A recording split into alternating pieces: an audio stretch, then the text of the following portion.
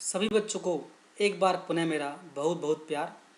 बच्चों, आज की इस वीडियो के माध्यम से हम अध्ययन करेंगे कक्षा 10वीं की पाठ्य पुस्तक क्षितिज भाग 2 में संकलित और महाकवि तुलसीदास द्वारा रचित राम लक्ष्मण परशुराम संवाद के कविता का हम अध्ययन करेंगे। बच्चों, ये इस कविता के बारे में दूसरा वीडियो है मेरा। पहले वीडियो में मैंने आपको महाकवि तुलसीदास जी के बारे में, शिव धनुष के बारे में, भगवान परशुराम के बारे में और इस पाठ से जुड़े अन्य प्रसंगों के बारे में जानकारी दी थी। बच्चों, आज इस वीडियो के माध्यम से हम अध्ययन करेंगे कि जो इस कविता में जो पहले इसके दो जो पद हैं उनके बारे में इसका हम अध्ययन करेंगे। पता है बच्चों आपको कि भगवान जो राजा जनक की पुत्री सीता का स्वयंवर हो रहा था, भगवान श्री राम ने उनके जो शिव धनुष को तोड़ दिया था। राजा जनक की शर्त थी कि जो भी इस शिव के धनुष को पर प्रतिज्ञा चढ़ाएगा उसी से सीता का विवाह होगा। तो भगवान राम ने जब प्रतिज्ञा चढ़ाने का प्रयास किया तो उनसे शिव धनुष टूट गया। तो इस बात का पता जब भगवान परशुराम को चलता है कि उनके गुरु का धनुष किसी ने तोड़ दिया है, तो वो उससे बदला लेने के लिए, उसको सजा देने के लिए वहाँ पर पहुँचते हैं। तो बच्चों, इस पूरी कविता में इसी उस समय के जो प्रसंग है कि जब ये श्री राम के बारे के और लक्ष्मण और परशुराम के भी जो वार्तालाप होता है वो इस कविता के माध्यम से प्रस्तुत किया गया है। मैंने आपको पहले बता दिया था कि ये जो प्रसंग है पूरा ये महाकवि तुलसीदास जी द्वारा रचित रामचरितमानस के बालकांड से लिया गया है। तो बच्चों, हम पहले पढ़ना शुरू करते हैं। पद 1। मैंने इस पद 1 को भी 3 पार्ट में डिवाइड किया है ताकि हम इसका अच्छे से अध्ययन कर सकें। बच्चों, सीबीएसई की परीक्षा के लिहाज से ये कविता बहुत महत्वपूर्ण है। इसमें से पद्यांश और सीधे सीधे प्रश्न उत्तर भी पूछे जाते हैं। बच्चों, इसमें कविता की शुरुआत होती है, नाथ शंभु धनु भंज निहारा, होयउ केउ के दास तुम्हारा। आयसु कहा कहिए किन मोही, सुनि रिसाए बोले मुनि कोही। सेवक सो जो करे सेवकाई, अरि करनी करी करिए लड़ाई। बच्चों, इसमें सबसे पहले प्रसंग शुरू होता है कि जब परशुराम जी क्रोध में आकर के आते हैं और पूछते हैं किसने ये पाप किया है। तो ये पहला जो संवाद है भगवान श्री राम और परशुराम के बीच में होता है। बच्चों, ये जो पद है इसमें कुछ कठिन शब्द भी हैं। नाथ मीन्स स्वामी, शंभु धनु मतलब शिव जी का धनुष, भंज निहारा मतलब तोड़ने वाला, दास मीन्स मतलब सेवक, आयसु मतलब आज्ञा, मोही मतलब मेरे लिए, रिसाई मतलब क्रोधित होकर के, कोई मतलब क्रोधी स्वभाव का, सेवकाई मतलब सेवा कार्य, अरि करनी मतलब शत्रुता का कार्य, लड़ाई मतलब लड़ाई, कहा मतलब क्या। बच्चों, जब ये इसमें भगवान श्री राम को ये जब भगवान परशुराम कहते हैं कि किसमें इस शिव जी के धनुष को तोड़ने की हिम्मत हुई, तो भगवान जो श्री राम हैं वो परशुराम जी के सामने बड़ी विनम्रता से कहते हैं कि हे मुनि, हे भगवान परशुराम, कि इस शिव जी के धनुष को तोड़ने की शक्ति तो केवल आपके ही किसी दास में हो सकती है। नाथ शंभु धनु भंज निहारा, होयउ केउ दास तुम्हारा। कि इस भगवान शिव को तोड़ने की जो शक्ति है वो आपके ही किसी दास में हो सकती है, वरना किसी सामान्य व्यक्ति के वश की बात ये नहीं है। जब तो भगवान श्री राम परशुराम के समक्ष एक दास के रूप में वो स्वीकार करते हैं। तो भगवान परशुराम उनको कहते हैं कि सेवक सो जो करे सेवकाई, अरि करनी करी करिए लड़ाई। वो कहते हैं सेवक तो वो होता है, दास वो होता है जो सेवा कार्य करता है, सेवा का काम करता है, वो दास होता है। लेकिन जो इस प्रकार उनके गुरु जो शिव जी के धनुष को तोड़ने वाला, तो ये तो अरि करनी है, अरि मतलब शत्रुता का कार्य है। तो शत्रुता का कार्य जो करता है उससे तो लड़ाई की जाती है। वो कहते हैं कि जिसने भी शिव धनुष को तोड़ा है वो सेवा कार्य नहीं है, बल्कि वो शत्रुता कार्य है। और जिसने भी इसका ये कार्य किया है उसने तो मेरे को युद्ध के लिए ललकारा है, इसलिए अब वो जिसने भी ये कार्य किया है वो मेरे समक्ष आए। बच्चों, इसके बाद परशुराम जी कहते हैं, सुनहु राम जेहु शिव धनु तोरा, सहस बाहु समसो रिपु मोरा। सो बिलिगाय बिहाई समाजा, ना तो मारी जेहि सब राजा। सुनी मुनि बचन लखन मुस्काने, बोले परसु धरई अवमाने।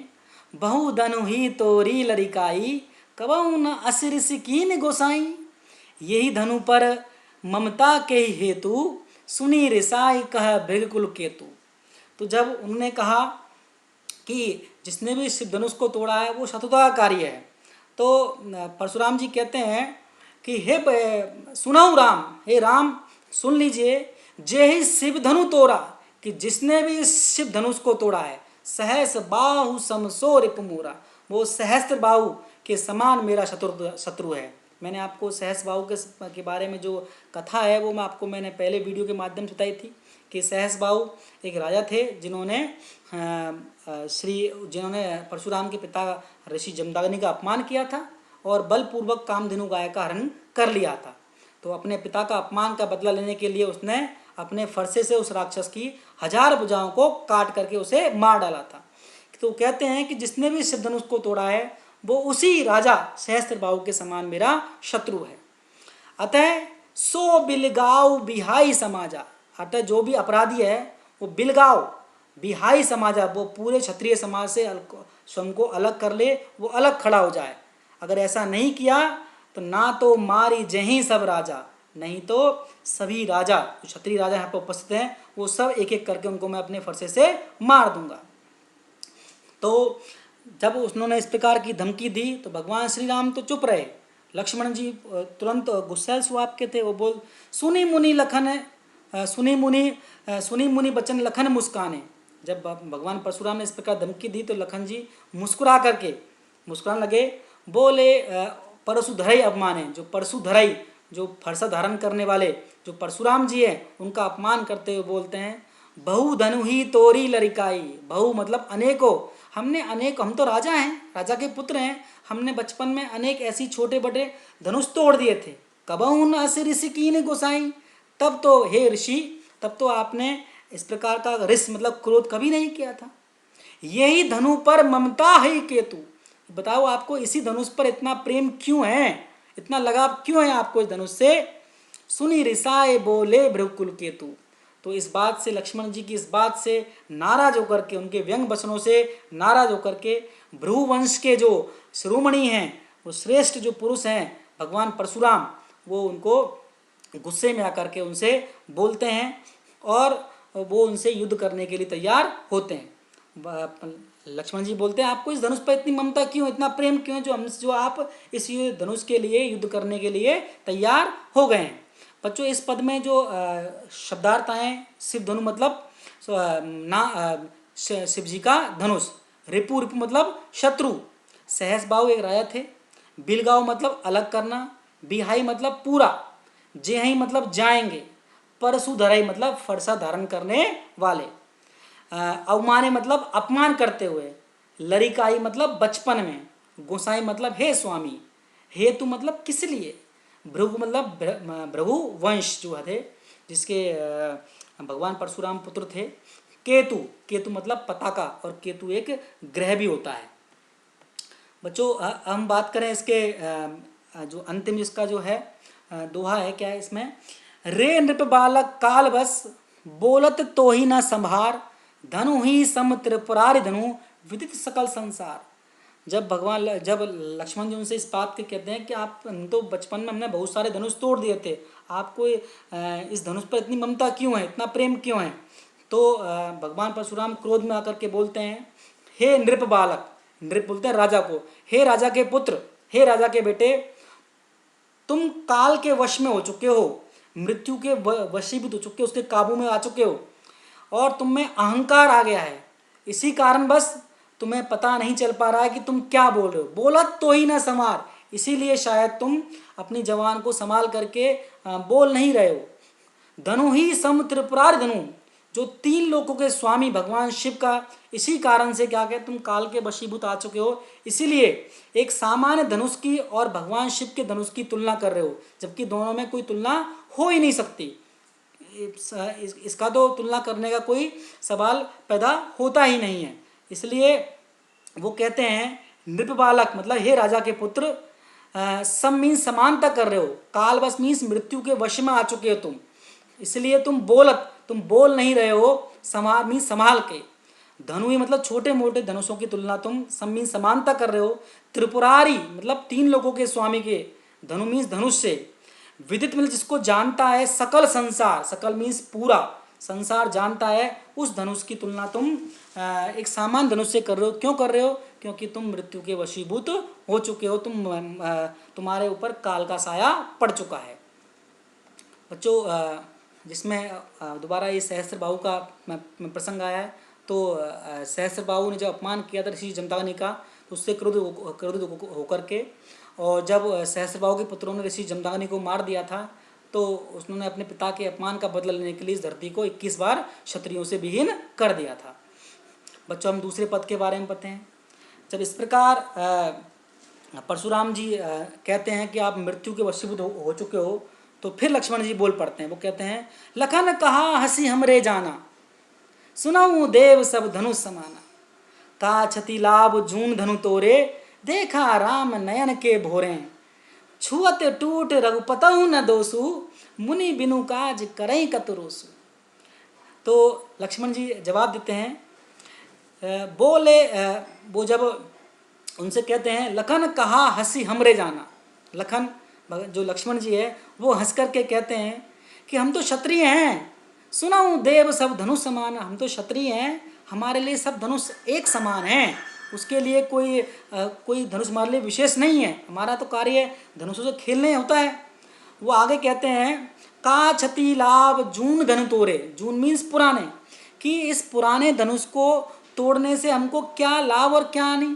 हमने धनुष को अगर ये जो तोड़ा है, इस पुराने धनुष को ना तो तोड़ने से कोई हमको हानि है ना कोई लाभ है, और आपको इसमें इस धनुष को, पुराने धनुष को टूटने से आपको क्या आफत आ गई जो आप इतना क्रोधित हो रहे हो। जब लक्ष्मण जी इस प्रकार जो परशुराम जी से बातें कर रहे थे, व्यंग बाण छोड़ रहे थे, तो भगवान श्री राम को लगा कि परशुराम जी और भी क्रोध हो जाएंगे, तो वो क्या करते हैं, देखा राम नयन के भौरे, वो अपनी जो नेत्रों से तो तिरछा करके लक्ष्मण को समझाते हैं, संकेत से इशारा करते हैं, चुप रहने का कहते हैं वो, लेकिन लक्ष्मण जी अपने काबू में नहीं रहते। वो कहते हैं कि जो छुअत टूट, ये जो आप कह रहे हैं धनुष है, ये तो श्री छूते ही टूट गया, रघुपतहु न दोषु, इसमें श्री राम का कोई दोष नहीं है। हे मुनि बिनु काज करें कतरोसु, कि आप बिना कार्य इतना क्रोधित क्यों हो रहे हैं, क्योंकि ये पहली बात तो धनुष बहुत पुराना था, ये तो भगवान श्री राम के हाथ लगाते ही टूट गया, तो आप तो व्यर्थ में ही क्रोधित हो रहे हैं, गुस्सा कर रहे हैं। इसमें बच्चों शब्द आए कुछ हंसी, हंसी मीन्स हंसकर, देव मीन्स देवता, टूट गया, रघुपतहु मतलब श्री राम का, क्षति मीन्स हानि, लाभ मतलब लाभ या फायदा, दोष मीन्स दोष या अपराध, बिनु काज मतलब बिना काम के, भौरे मतलब पलकों से या संकेत से समझाते हैं श्री राम, छुअत मीन्स छूते ही, करिए मतलब कर रहे हैं, रोष मीन्स गुस्सा कर रहे हैं, आप तो व्यर्थ में इतना क्रोध कर रहे हैं। बच्चों फिर इसके बाद दूसरा जो इसी पद का दूसरा पार्ट है, इसमें बोले चिते परसों की ओरा, रे सट सुनहु सुभाव न मोरा, बालक बोल बधो नहीं तो ही, केवल मुनिजन जाने ही मोही, बाल ब्रह्मचारी अति कोही, विश्व विदित क्षत्रिय कुल धोई, भुजबल भूमि भूप बिनु कीनी, विपुल बार मही देवन दीनी, सहस बाव भुज छेद निहारा, परसु बिलोक महीप कुमारा। बच्चों इसमें कुछ शब्द आए देखो, चिते मीन्स दृष्टि, परसु मीन्स फरसा, सठ मीन्स दुष्ट, स्वभाव मतलब स्वभाव, अति मीन्स बहुत, भूप मतलब राजा, मोरा मतलब मेरा, बोली मीन्स समझकर, बंधो मधो मतलब हत्या नहीं की, तो ही मतलब तुम्हारी, जड़ मीन्स मूर्ख साधारण, विपुल बार मतलब अनेकों बार, विश्व विदित मतलब संसार जानता है, द्रोही मतलब हत्यारा, भुजबल मतलब भुजाओं के बल पर, अपनी जो बाहों के दम पर, महिदेवन मतलब ब्राह्मणों को, छेद निहारा मतलब काटने वाला। तो जब परशुराम जी से लक्ष्मण इस प्रकार बोलते हैं, तो परशुराम जी को क्रोध आता है, वो अपने फरसे की ओर, बोले चितय परसू की ओरा, वो अपनी दृष्टि उस अपने जो फरसा जो कुलाड़ा है जो भगवान शिव से उनको प्राप्त हुआ था उसकी ओर देख करके वो बोलते हैं, रे सट सुनहु स्वभाव न मोरा, हे दुष्ट, हे लक्ष्मण, लक्ष्मण से बोल रहे हैं, हे दुष्ट, क्या तूने मेरे व्यक्तित्व के बारे में, मेरी कीर्ति के बारे में, मेरे स्वभाव के बारे में नहीं सुना है? वो कहते हैं, बालक बोल बंधो नहीं तू, मैंने बालक समझ करके अभी तक तुमने बंधो नहीं, मतलब मैंने तुम्हारा वध नहीं किया है। केवल मुनि जनि जान ही मोई, क्या तुम सिर्फ मुझे कोई सामान्य मुनि समझ रहे हो? क्या तुम्हें मुझे कोई मूर्ख मुनि समझ रहे हो जो जिसको आप जो कुछ बोलोगे वो चुपचाप सहन कर लेगा? तुम मेरे स्वभाव के बारे में नहीं जानते। वो कहते हैं कि बाल ब्रह्मचारी अति कोई, मैं बचपन से ब्रह्मचारी रहने वाला, आजीवन ब्रह्मचारी, अर्थात ब्रह्मचारी मतलब जिसने शुरुआत से ही अपने जीवन में शादी नहीं की है। अति कोई, अत्यधिक क्रोधी स्वभाव का, बाल ब्रह्मचारी अति कोई। वो कहते हैं कि मैं जो है बाल ब्रह्मचारी अति कोई, विश्व विदित क्षत्रिय कुल दोई, और पूरा संसार मेरे को किस रूप में जानता है? क्षत्रिय कुल के शत्रु के रूप में जानता है। मैंने बताया आपको पहले वीडियो में कि उन्होंने अपने पिता के अपमान का बदला लेने के लिए 21 बार इस धरती के क्षत्रियों का नाश कर दिया था। तो मैं क्षत्रियों का शत्रु के रूप में संसार मेरे को जानता है। भुजबल भूमि भूप बन कीनू, मैंने अपनी भुजाओं के दम पर इस भूमि को, भूप मीन्स राजाओं के बिना कर दिया, क्षत्रियों को मार डाला मैंने विपुल बार, अनेकों बार इस धरती को राजाओं से छीन करके महिदेव ने दीनी, ब्राह्मणों को दान में दे दिया।